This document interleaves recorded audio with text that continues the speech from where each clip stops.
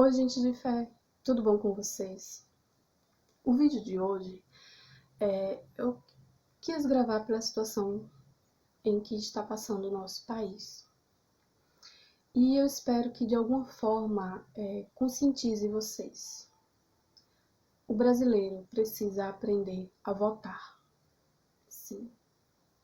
Parar de votar porque o candidato deu.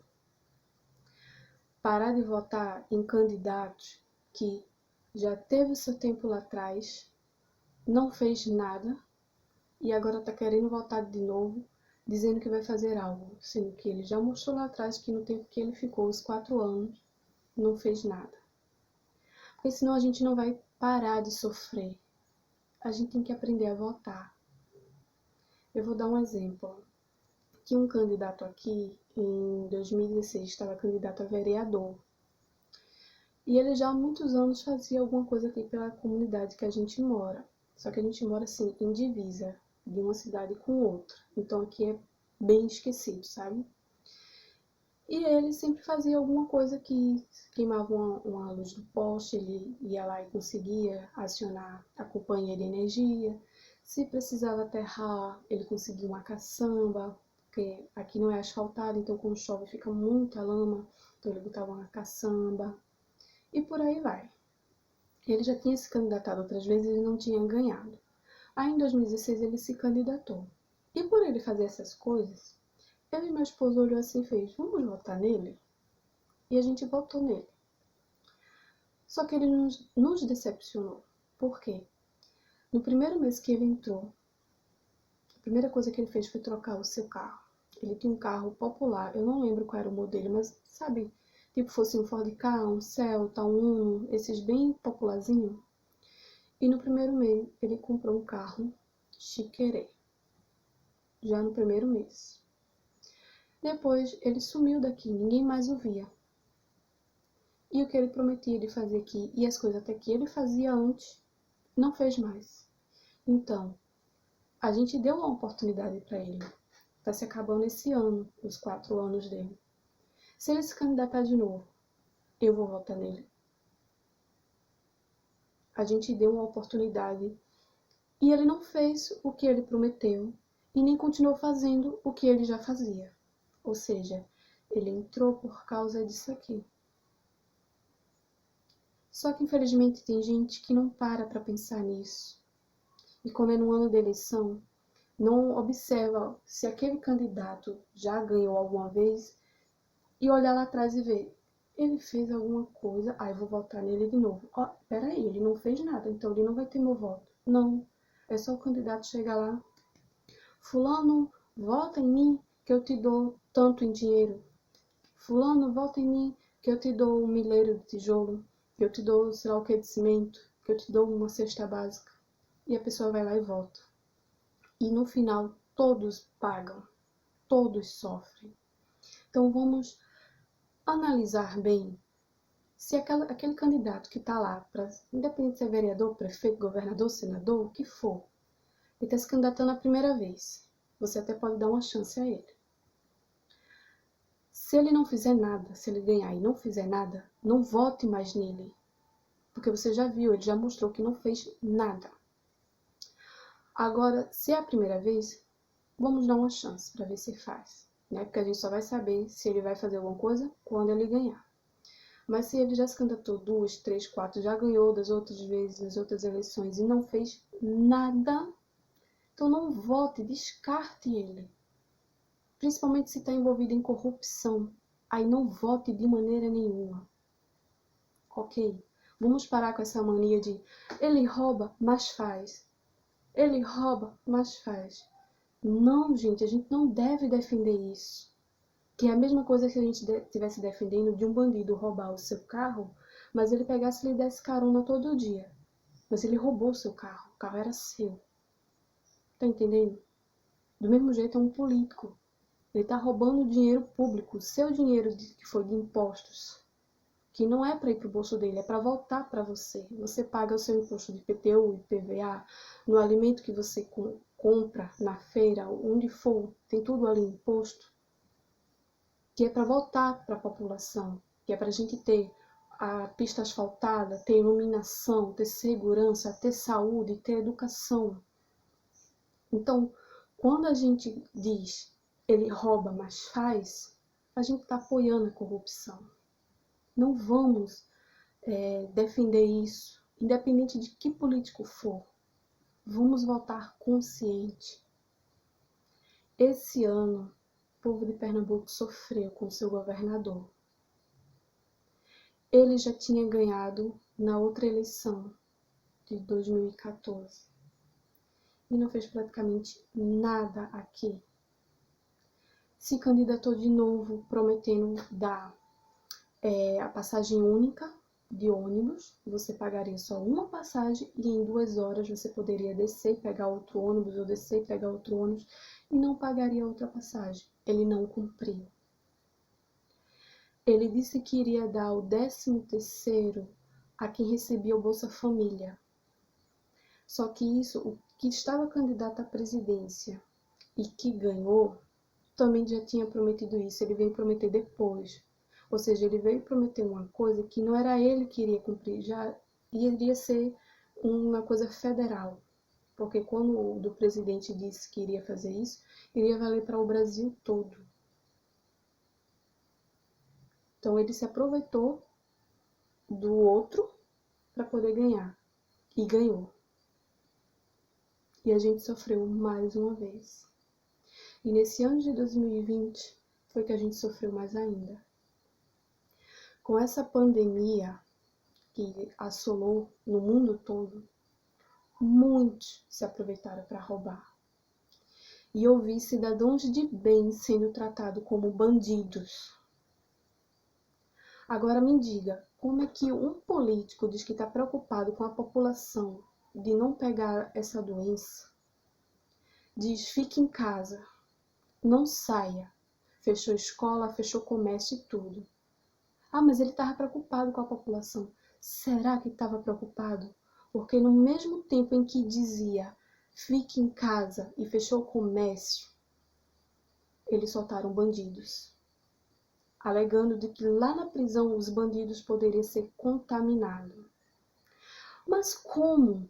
Se eles estavam dizendo fique em casa, que em casa você tem um risco menor de ser contaminado porque você não vai ter contato com outras pessoas.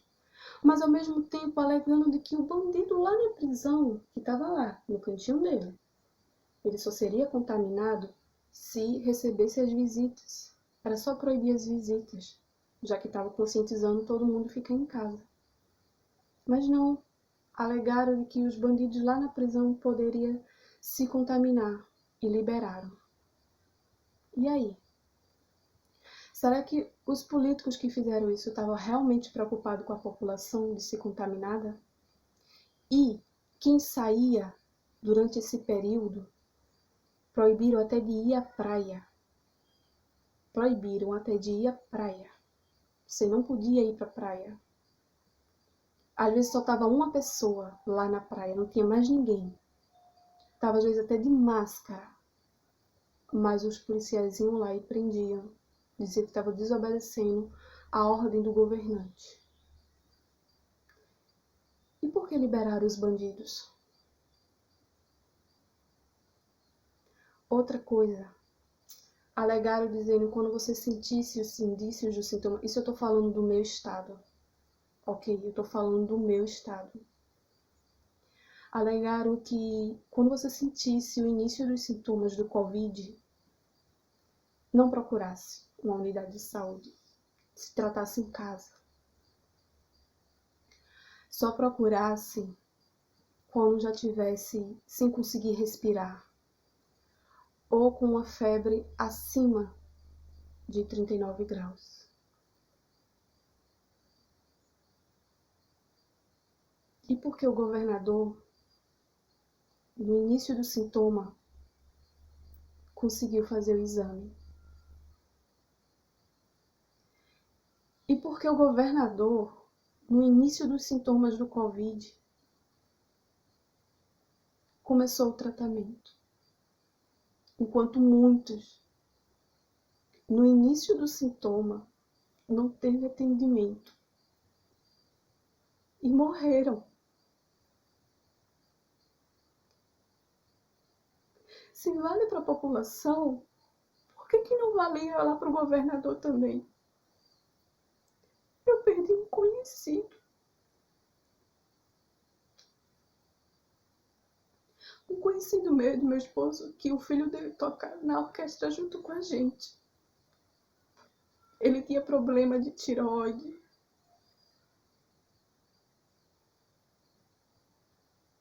E ele sentiu o início dos sintomas. Estava leve os sintomas. E ele foi procurar uma UPA, um pronto atendimento. E o médico que atendeu ele disse que não era nada demais, só remedicou para febre e disse: vai-se embora para casa. Nem o exame do Covid fez nele. Ele ficou em casa. A família dele pegou. Os filhos e a esposa dele pegou. Só que eles ficaram bons. Os filhos e a esposa ficou boa. Mas ele não. Ele só piorou, piorou, piorou. E quando ele conseguiu o atendimento, foi tarde. Ele morreu. Aí depois disso, uma semana mais ou menos, o trabalho do meu esposo não dispensou, eles continuaram trabalhando. Meu esposo começou a ter febre. Numa sexta-feira, foi dia 15 de maio, meu esposo começou a sentir febre. Dava 37.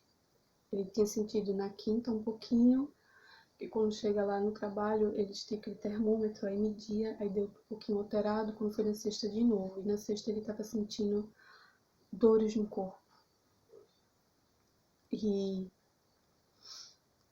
ele veio para casa, eu não sei se foi o supervisor dele que dispensou, ele veio para casa e ele disse: eu vou procurar a UPA. Ele queria pelo menos um atestado para entregar à empresa e ele poder ficar em casa, que se fosse o Covid, ele não contaminaria ninguém da equipe que ele trabalha.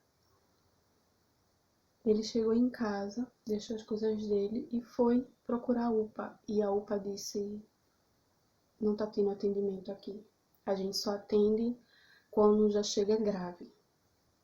E se o senhor fosse ser atendido aqui, o senhor pegaria a pulseira verde. A gente só tá atendendo a pulseira amarela e vermelha. Aí ele pegou, passou na farmácia e comprou um Tylenol, que é de gripe, que é bom também para sinusite e tudo mais. Ele comprou, que ele sempre toma isso quando tá gripado, ele comprou. E disse: eu vou fazer o quê? É ficar em casa. Aí ele ficou, não já era sexta, né? Ele ficou a sexta, o sábado e domingo. Aí no sábado e domingo até que ele não teve febre. Só foi na sexta. No sábado e domingo ele tava assim, um pouquinho cansado. Não cansado de não conseguir respirar. Sabe aquele cansado físico? Mas estava bem e não tinha tido febre. Só que aqui tinha começado o lockdown no dia 16. Não poderia sair com o carro todos os dias. Placa terminada com par sairia nos dias pares. Placa terminada com ímpar sairia nos dias ímpares. E meu esposo já tem o costume de ir para o trabalho de bicicleta. E ele disse: eu não vou pegar ônibus. Não tem nem condições. Eu acho que ali no ônibus o risco de contágio é muito maior do que você dentro do seu próprio carro. Mas o governador resolveu colocar isso. Tão preocupado com a população. Não saia de casa com o seu carro porque o risco de contágio é maior. Pega um ônibus. Que ideia é essa? Então ele tomou esse remédio, passou sábado e domingo, graças a Deus senti nada. Então a gente pensou, deve ter sido uma gripe normal. Aí na segunda ele foi de ônibus não, de carro. E veio de carro.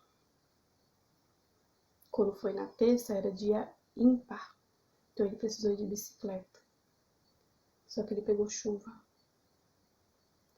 E daí foi que ele começou a ficar pior, porque ele já chegou em casa se tremendo de frio, não conseguia comer direito, e a febre sempre dando 38, 39, 38, 39. Ele tentava comer, não conseguia comer tudo, ele disse que dava uma ânsia de vômito.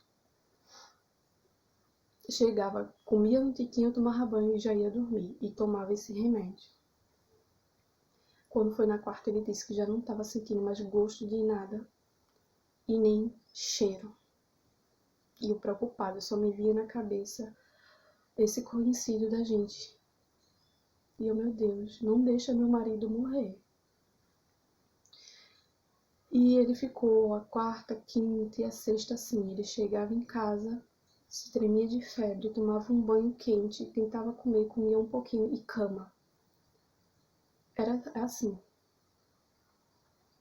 Quando foi na sexta, dia 22, foi que ele estava um pouquinho melhor.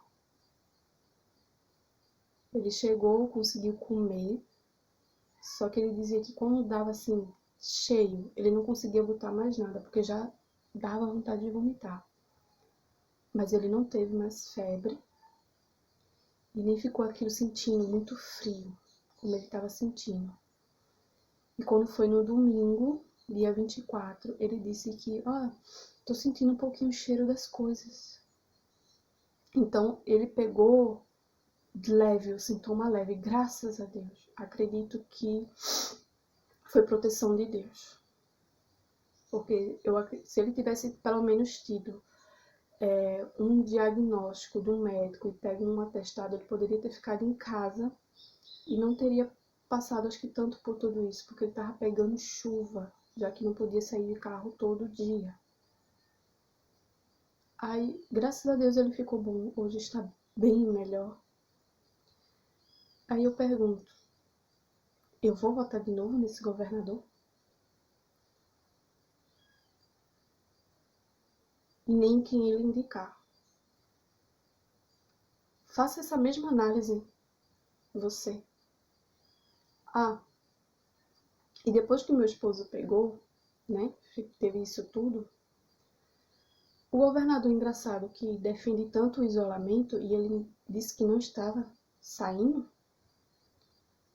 numa segunda-feira, eu não lembro a data, mas eu lembro que foi numa segunda-feira, ele disse que sentia sintomas leves, pediu para fazer o exame à tarde, e à noite já estava com o resultado na mão, e deu positivo.